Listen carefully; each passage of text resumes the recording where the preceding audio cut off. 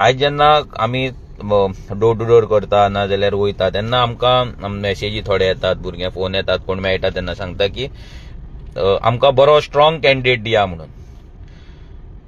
आनी बरो strong candidate every time तेच सांगता स्ट्रॉंग कॅन्डिडेट दी. आतां स्ट्रॉंग हेचो मिनींग कितें हे म्हाका तरी अंडरस्टँड जायना.